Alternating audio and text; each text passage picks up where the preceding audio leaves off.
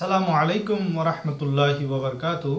সম্মানিত দর্শক শ্রোতা মণ্ডলী, আজকে আমি নামাজের একটি গুরুত্বপূর্ণ মাসালা আপনাদের সামনে উপস্থাপন করব। সেটি হলো, আপনি নামাজ পড়াকালীন আপনার যদি শরীরের কোথাও চুলকায় তাহলে আপনি কি করবেন। আপনি যদি মাসালাটি সঠিকভাবে না জানেন তাহলে আপনার ভুলের কারণে নামাজও নষ্ট হয়ে যাওয়ার সম্ভাবনা রয়েছে।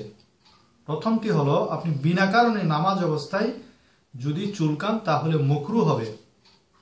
আর যদি কারণবশত আপনি যদি নামাজে না চুলকান তাহলে আপনার নামাজের যে একাগ্রতা নষ্ট হয়ে যাবে। তাহলে আপনি একটি রুকনে একবার অথবা দুইবার হাত নেড়ে চুলকাতে পারবেন। আপনার যথাস্থান থেকে হাত, যেমন আপনি এইভাবে একবার চুলকালেন, দুইবার চুলকালেন, এতটুকু পর্যন্ত আপনার অনুমতি রয়েছে। দুইবারের অধিক এক রোকনের মধ্যে আপনার অনুমতি নেই।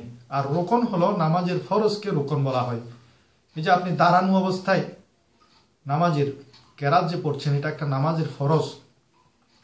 তেমনিভাবে রুকুতে গেলে ওটা আরেকটা রোকন। তাহলে রুকুতে গিয়ে আপনি একবার অথবা দুইবার চুলকাতে পারবেন। আপনি ধরেন প্রথম রাকাতে রুকু করছেন, সেখানে রুকু অবস্থায় আপনি একবার অথবা দুইবার, যদি আপনার বেশি চুলকায় তাহলে একবার অথবা দুইবার চুলকানোর অনুমতি আপনাকে শরীয়ত দিয়েছে। দুইবারের অধিক আপনি চুলকাতে পারবেন না।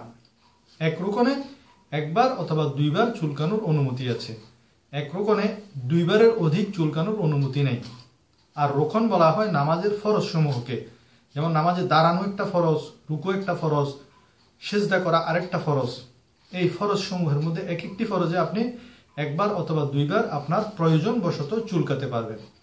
আর যদি আপনার দোনো হাতে চুলকান তাতেও আপনার আমলে কসির হবে, অর্থাৎ বড় কাজ, যেটা দূর থেকে মানুষ দেখে আপনাকে মনে করবে আপনি নামাজের হালতে নাই, তাহলে সেটা আমলে কসির হয়। সে কারণে আপনার নামাজ ভঙ্গ হয়ে যাবে।